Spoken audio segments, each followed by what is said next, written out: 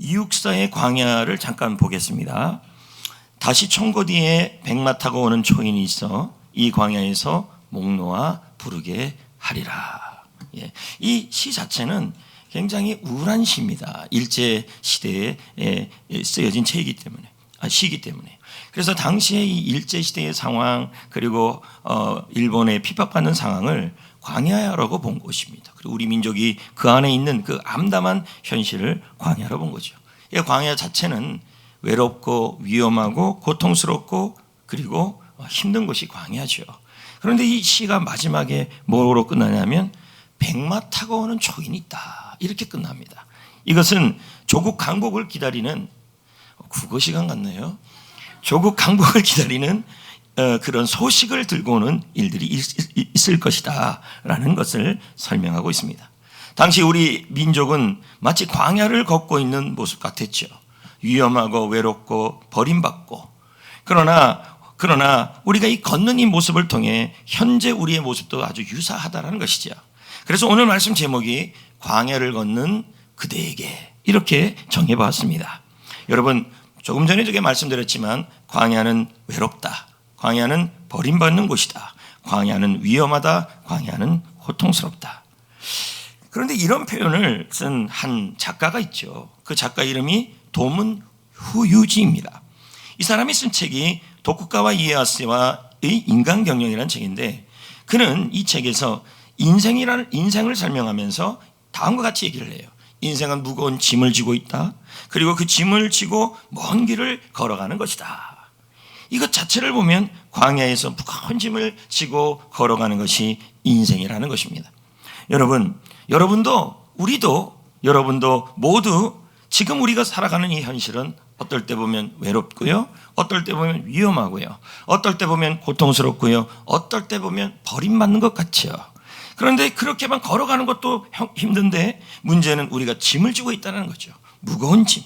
어떤 분은 건강, 질병, 어떤 분은 노화, 어떤 분은 사랑관계, 어떤 분은 물질, 어떤 분은 자녀. 그 무거운 짐을 지고 우리는 걸어가고 있습니다. 그러면서 한 발짝 걸어가면서 이 광야에서 우리가 느끼는 마음은 뭐냐면 힘들다, 외롭다, 무겁다, 고통스럽다, 위험하다. 그러나 오늘 말씀에 등장하는 분이 있는데 그분이 바로 예수님이에요. 근데 마치 이육사 시인의 백마 타고 오는 초인이 좋은 소식을 가져오는 것처럼 현재 우리 인생에서 외롭고 무섭고 두렵고 위험하고 버림받는 이 광야를 지나고 또 무거운 짐을 지고 가는 이 우리에게도 마치 이육사의 광야에서 백마 타고 오는 초인이 좋은 소식을 가져오는 것처럼 우리 예수님께서 이 광야를 걷는 우리에게 좋은 소식을 가지고 오셨습니다. 아멘. 그래서 오늘 저는 세 가지 광야를 설명하는데요. 광야의 특징은 그냥 일반적으로 여러분이 직장 생활을 하고 있어도, 여러분이 가정 생활을 하고 있어도, 여러분이 학교 생활을 하고 있어도, 여러분이 아르바이트를 하고 있어도, 여러분이 사역을 하고 있어도 외롭고 버림받고 무겁고 위험하고 그걸 느끼고 있다면 그 모든 장소가 광야인 것입니다. 근데 예수님이 그것을 느낀 장소가 많았지만 저는 오늘 세 가지를 얘기하려고 합니다. 예수님이 이 광야 같은 느낀 장소, 실제 광야가 아니라 할지라도 예수님이 외롭고 고통스럽고 그리고 단조로운 그 삶을 겪었던 곳이 어디냐 했더니 첫 번째 장소가 어디냐면 예수님이 살았던 장소인 나사렛입니다. 두 번째 장소는 어디냐면 오늘 본문에 읽었던 실제 예수님이 십자가의 사역을 시작하기 전에 처음 가신 곳이 진짜 광야죠. 유대 광야. 두 번째. 세 번째가 어디냐면 바로 십자가죠. 십자가에서 버림받았죠. 십자가에서 외로웠죠. 십자가에서 위험했죠. 십자가에서 고통받았죠. 그래서 세 가지 광야를 살펴보려고 합니다. 문제는 이 세 가지 광야가 우리와도 관련이 있다는 겁니다. 첫 번째 광야가 어떤 광야냐면 나사렛입니다. 예수님은 이 나사렛이라는 곳에서 30년 동안을 살아왔습니다. 자, 진짜인지 아닌지 23절 2장 읽어봅시다. 시작. 나사렛이란 동네에 가서 사니 이는 선지자로 하신 말씀에 나사렛 사람이라 칭하리라 하심을 이루려 함이로라. 예, 예수님이 살았던 곳이 어디라고요? 나사렛. 나사렛은 그렇게 대단한 동네가 아닙니다. 오직하면 이 나사렛을 향하여 어두운 곳이라고 표현까지 했을까요?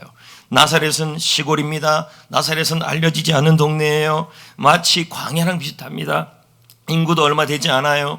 거기도 별 볼 일 없는 도시예요. 누구도 알아주지 않아요. 물질도 넉넉하지 않아요. 단조로운 일상을 살아요. 특히 예수님은요, 예수님은 아버지의 직업에 따라 목수일을 했을 겁니다. 매일매일 그 목수일을 하는데요, 광야의 삶처럼 참 단조롭고 쳇바퀴 도는 다람쥐같이 그렇게 그 목수일을 했을 것입니다. 저는 이런 생각도 해봤어요. 예수님이 부잣집에서 태어나고 예수님이 뼈대 있는 제사장 가문에서 태어났다면 훨씬 더 낫지 않았을까. 그런데 또 한쪽으로 이런 생각을 해봤어요. 만약에 예수님이 부잣집에서 태어나고 뼈대 있는 가문에서 태어난다면 뼈대 없는 나는 어떻게 되고, 그리고 부잣집에서 살지 않았던 우리는 어떻게 되고, 그리고 별 볼 일 없는 마을에서 사는 우리는 어떻게 되겠냐는 거예요. 그러니까 예수님이 뼈대 없는 가문에서 태어나고, 물론 유다 집안이지만요, 대제사장 가문은 아니잖아요. 별 볼 일 없는 마을에서 태어나고 넉넉하지 못하고 단조로운 일상을 살아가고 힘들게 살아가고 그걸 다 경험했다는 거예요. 그게 우리에게 뭐가 돼요? 위로가 돼요. 왜요? 우리의 일상을 아실 것이기 때문에. 우리의 일상, 마치 우리가 있는 사업장이 나사렛이에요. 우리 가정이 꼭 나사렛이에요. 알고 봤더니 별 볼 일 없어 보여요. 근데 제가 오늘 여러분에게 좋은 소식이라고 하는 것은 뭐냐면, 예수님이 이 나사렛에서 사셨다는 거예요. 별 볼 일 없는 곳, 기대가 안 되는 곳, 누구도 알아주지 않는 곳, 그곳에서 사셨다는 말은 무슨 의미가 되느냐면, 우리가 겪고 있는 지금 이 나사렛 같은 현실을 충분히 아신다는 거예요. 직장, 회사, 가정, 일터, 하는 일, 학교생활, 결혼생활, 우리 현실이 설령 이런 나사렛같이 별 볼 일 없고 기대가 안 생기고 단조롭고 답답하고 그리고 위험하고 이런 상황이 있다 할지라도, 뭐예요? 기대가 되지 않은 상황이 있다 할지라도 예수님이 이 나사렛을 전부 경험을 하셨어요. 그러니까 누구보다도 여러분의 지금 이 나사렛 같은 상황을, 할렐루야, 이해하십니다. 아십니다. 그리고 함께하여 주십니다. 왜요? 예수님의 또 다른 이름을 우리는 뭐라고 알고 있냐면 임마누엘로 알고 있습니다. 마태복음 1장 23절을 읽겠습니다. 읽어봅니다. 시작. 그의 이름은 임마누엘이라 하리라 하셨으니 이를 번역한즉 하나님이 우리와 함께 계시다 함이라. 여기서 좋은 소식입니다.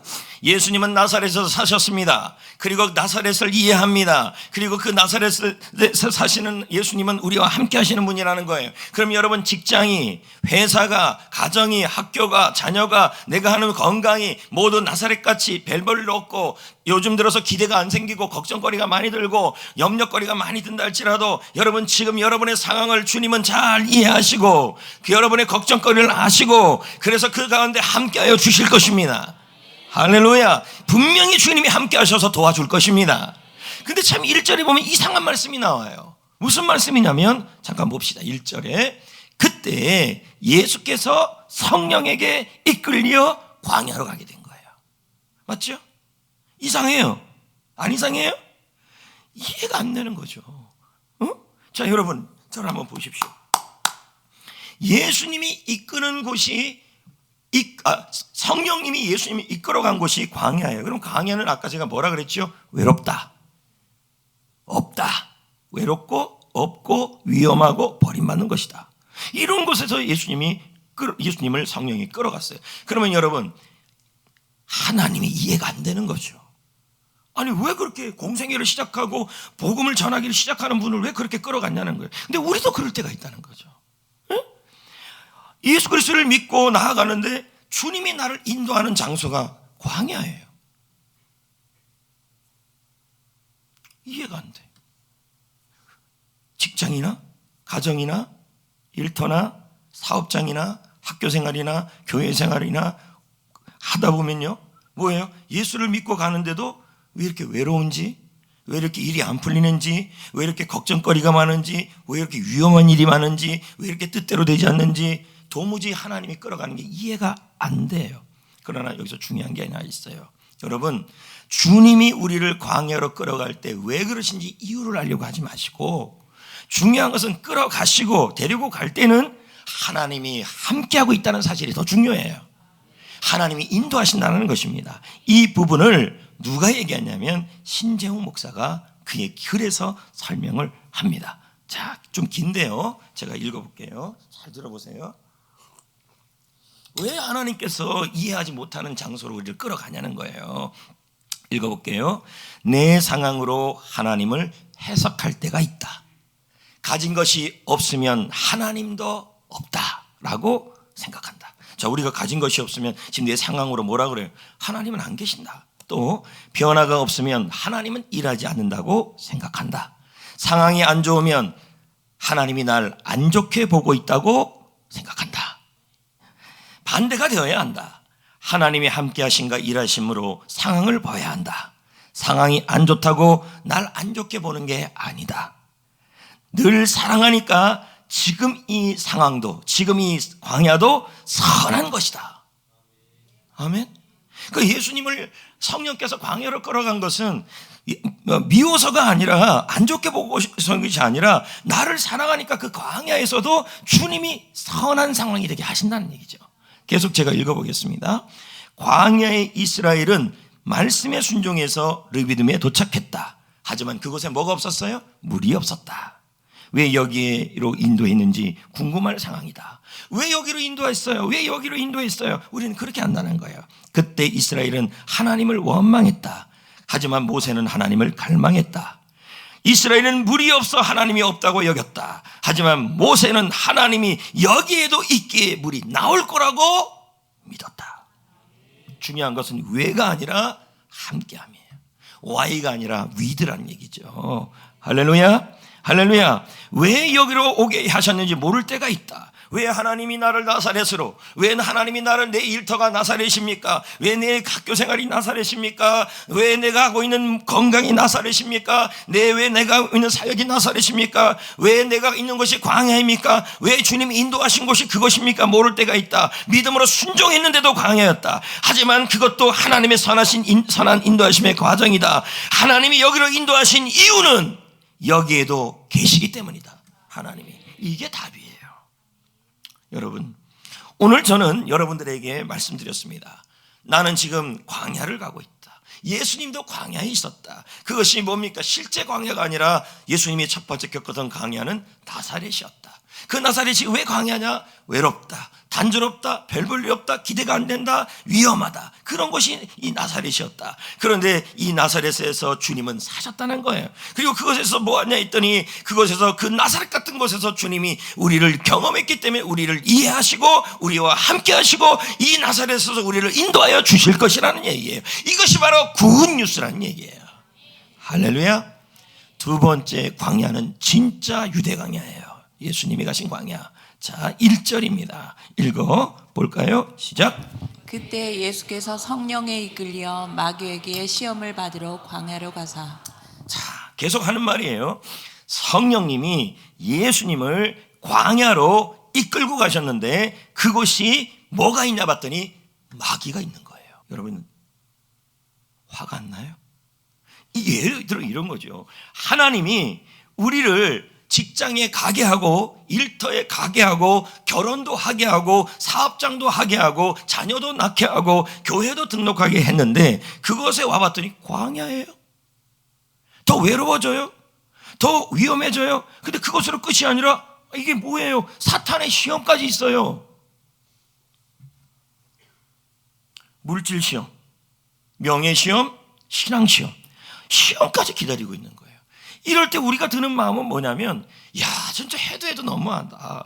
오늘 여러분들 중에 그럴 수 있습니다. 내가 성종교회 등록하고 믿음 생활을 시작했어요. 그리고 새가족 공부를 하고 학신반을 하고 제자훈련도 했어요. 셀모임도 갔어요. 그러면 그 자리가, 그곳이 뭐가 돼야 되냐면 시온의 대로가 돼야 되는데 가봤더니 광야예요. 가봤더니 뭐가 있냐 봤더니 할렐루야가 아니고 놀렐루야예요. 마귀 시험이 막 넘쳐나요. 풀 오브 마귀 시험. 엄청나요. 이럴 때 우리가 무슨 마음이 드냐면 딱 시험 들기가 좋아요. 근데 여기서 중요한 단어가 하나 나와요. 이끌다라는 단어예요. 좀 한번 보세요.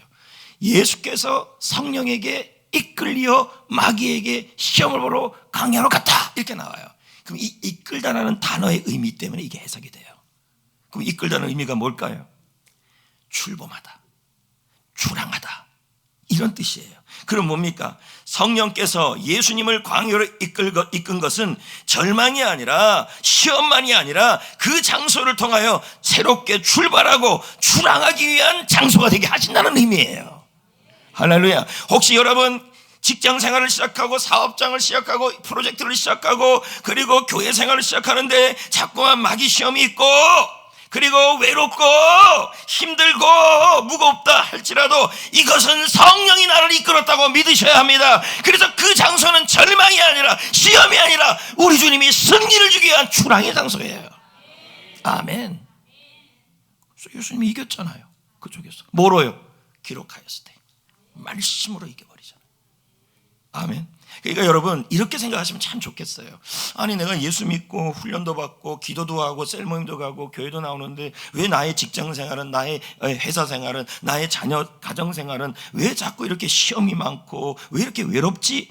이렇게 왜라고 가지 마시고 이 광야는 하나님이 나를 위한 승리를 위한 출발 장소이다. 이 광야는 하나님이 나를 위한 승리를 위한 출범의 장소이다. 출정식의 장소이다라고 믿으셔야 할 줄 믿습니다. 아멘. 이걸 이기는 방법은 말씀밖에 없어요. 볼까요? 마태복음 4장 10절 11절 읽어도 돼요? 어떻게 마귀를 이겨요? 예수께서 말씀하시되 사탄아 물러가라. 예? 기록되었을 때 뭐 이렇게 물러간 거죠. 여러분 말씀이라는 단어가 히브리어로 뭡니까? 다발이에요. 외우기 참 좋습니다. 북한 공산당이 옛날에 촌송이 이름이 뭡니까? 따발총입니다. 다다다다닥. 예. 다바르 이게 말씀이에요. 예? 근데 광야의 이름의 뜻이 미드바르예요. 예? 잘 알잖아요. 그러니까 뭡니까? 광야에서 시험 안 들고 승리하는 것은 뭐예요? 다바르를 들을 때예요. 하나님의 말씀을 붙들고 그 말씀을 읽고 그 말씀을 사랑하고 그 말씀을 꽉 붙들 때 광야의 장소는 승리의 출발점이 될 수 있다는 거예요. 할렐루야. 혹시 여러분 오늘 이 자리에 열심히 셀리도 하는데 열심히 기도하는데 열심히 가정생활 하는데 열심히 예수 믿고 있는데 지금 자꾸 가는 길이 어디냐 봤더니 나의 회사가 나의 가정이 나의 삶이 자꾸 외로워지고 답답해지고 위험해지고 힘들어지고 거기다가 마귀의 시험까지 있을 때 여러분 Y라는 대답을 하지 마시고 그럼 뭐 해야 돼요? 이곳에 주님이 함께 하신다. 그리고 이곳에서 말씀으로 이긴다. 이 장소는 나를 하나님이 골탕 먹이는 장소가 아니라 이 사업장은 나를 골탕 먹이는 장소가 아니라 하나님이 이 장소를 통하여 승리를 위한 출항의 장소로 만들 계획이 있다. 그래서 뭐 해야 돼요? 말씀을 읽어야죠. 말씀을 사랑해야죠. 말씀을 들어야죠. 광야를 이기는 방법은 다바르밖에 없어요. 말씀으로 이기셔야 돼요. 말씀으로 승리하셔야 해요. 할렐루야, 할렐루야. 세 번째 예수님의 광야가 어디라 그랬냐면 여러분 제가 말씀드렸습니다. 십자가다. 첫 번째는 어디라고요? 나사렛. 두 번째는 어디라고요? 진짜 광야. 세 번째는 어디라고요? 자, 두 번째는 유대 광야. 세 번째는 진짜가 어디예요? 십자가가 광야예요. 왜? 이 세 곳의 공통적 특징이 광야의 특징이 있다 그랬어요. 위험하다, 혼자다, 외롭다, 응? 그리고 버림받는다. 이게 바로 그거예요. 그럼 여러분 예수님이 십자가에서 외로웠죠? 맞죠? 그리고 버림받았죠. 누구한테 버림받았어요? 제자들에게도 버림받고 또 누구한테 버림받아요? 하나님에게도. 왜요? 분명히 예수님이 이렇게 말했어요. 나의 하나님 나의 하나님 어찌하여 나를 버리셨나이까? 하나님의 아들을 버리고 싶었겠습니까? 그게 아니라 우리의 죄를 짊어지고 있는 그 죄 때문에 하나님이 잠시 내려놓은 거죠. 자, 그러면 그 모습을 볼까요? 이사야 53장 7절 읽어볼까요? 시작. 그가 곤욕을 당하여 괴로울 때에도 그의 입을 열지 아니하였으며 마치 도수장으로 끌려가는 어린 양과 털 깎는 자 앞에서 잠잠한 양같이 그의 입을 열지 아니하였도다. 이 모습 자체가 혼자예요. 그렇죠? 끌려가고 있죠? 외롭지요? 입 열지 않았죠? 그럼 예수님은 뭐 하고 있는 거예요? 십자가에 있는 예수님은 십자가의 광야 가운데 있는 거죠.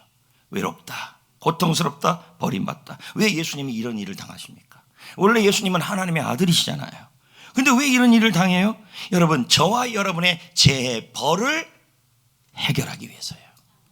믿으십니까? 여러분, 모든 사람은 죄를 범하였으며 하나님의 영광에 이르지 못하더니 압니까 모릅니까? 알지요. 그럼 저와 여러분은, 여러분 아무리 이렇게 반반하게, 제 얼굴 빼고, 아무리 여러분 이렇게 반반하게 보인다 할지라도 사람은 다 속에 뭐가 있다는 거예요? 죄가 있다는 얘기죠. 죄의 습관이 있다는 거예요. 그래서 사람은 그 죄의 결과, 죄의 벌이 있는데 그게 뭐냐면 이 땅에서는 불행이고 하늘나라예요. 죽어서는 지옥이 되는 거죠. 그래서 우리가 이렇게 사는 것을 우리 예수님이 원치 않았기 때문에 하나님께서는 예수님에게 뭐합니까? 우리의 죄의 형벌을 이렇게 다 넘겨버린 거예요. 예? 이렇게. 그러니까 우리는 이제 벌을 받아요, 안 받아요? 안 받게 된 거죠. 자, 그 내용이 이사야 53장 6절, 8절에 나오고 있습니다. 읽어봅시다. 시작. 여호와께서는 우리 모두의 죄악을 그에게 담당시키셨도다. 우리의 모든 죄악이에요. 죄성, 나쁜 거, 그 죄의 습관, 그리고 그 모든 것들을 여기다 다 악함, 미움, 질투 다 여기다 넘겨버린 거예요. 그래서 누가 진 거예요, 이걸요? 예수님이 형벌을 진 거죠. 어디서? 십자가에서. 그래서 예수님이 이 형벌을 지면서 외로웠고 위험했고 버림받은 거예요. 사실 우리가 버림받아야 되는데, 우리가 아파야 되는데, 그러면서 여기서 해결하는 게 죄의 형벌이에요. 그 내용이 8절에 나와요. 자, 읽어봅시다. 그는 시작. 그는 곤욕과 신문을 당하고 끌려갔으나 그가 살아있는 자들의 땅에서 끊어짐은 마땅히 받아야 받을 내 백성의 마땅히 형벌 받을 내 백성의 허물 때문이라. 그러니까 우리의 뭐 때문이에요? 형벌, 죄에 대한 형벌을 누가요? 예수님이 짊어졌다는 거예요. 그래서 우리는 뭐예요? 예수님 덕분에 죄의 형벌이 사라지게 된 거예요. 할렐루야. 자, 그러면 이 부분을 서창희 목사가 그의 조직신학책에서 설명을 한 번 더 해주고 있어요. 잘 보십시오. 그래서 여러분들 조심해야 될 게 있어요. 그게 뭐냐면, 우리 아이가 아프고, 그리고 우리 아이가 말을 안 듣고, 그리고 우리 직장이 안 되고, 이것은 다 내 죄 때문이라는 말을 진짜 조심해야 돼요. 자, 읽어봅시다. 시작. 주님은 우리의 과거, 현재와 미래에 우리가 죄 때문에 당해야 할 형벌을 모두 가져갔다. 형벌을 가져갔다는 말은 뭐예요? 벌을 가져갔다는 얘기죠. 그러므로 시작. 그러므로 하나님의 자녀는 죄를 지을 때 벌을 받게 되지 않는다. 그럼 뭐예요? 하나님의 자녀가 고난받는 것은 벌이 아니란 얘기예요. 그럼 뭐예요? 하나님 아버지가 자녀가 바른 길로 가도록 인도하는 징계이고 교종이다, 이 얘기예요. 그러면 성도에게 오는 고난은 형벌이 아니라 좀 더 그 가정을 바른 길로 가게 하기 위해서, 의의 길로 가게 하기 위해서 주님께서 인도하는 주님의 길을 열어주시는 교정법이라는 거죠. 할렐루야. 여러분, 이제 여러분은 죄의 형벌이 해결되었습니다. 그러므로 죽어도 심판을 받지 않습니다. 죄의 형벌을 받지 않아요. 아멘. 그 일을 누가 하셨어요? 예수님이. 어디서? 십자가에서. 그래서 우리의 모든 죄의 형벌을 그에게 담당시켰다. 아무 죄도 없는 그분에게 우리의 모든 죄의 형벌, 우리의 모든 마음속에 있는 심리학적인 루시퍼적인 그 성향들을 전부 짊어지신 거예요. 그 결과가 우리는 벌이기 때문에. 그래서 우리가 뭐가 되는 거예요? 죄에서 자유를 얻게 된 거죠. 자, 볼까요? 예수님의 진짜 이름, 예수의 이름이 뭔지 마태복음 1장 21절 시작. 아들을 낳으리니 이름을 예수라 하라. 이는 그가 자기 백성을 그들의 죄에서 구원할 자. 예수님이 이 땅에 오신 이유가 뭐예요? 모든 죄악과 그 죄의 형벌을 모두 그분이 짊어지셔서 우리는 이 땅에서 죄를 받는 게 아니라, 천국에서도 죄를 받는 게 아니라 죄의 형벌에서 다 자유함을 얻게 하기 위해서라는 거예요. 그래서 우리는 불행하지 않고 천국을 할 수 있게 된 거예요.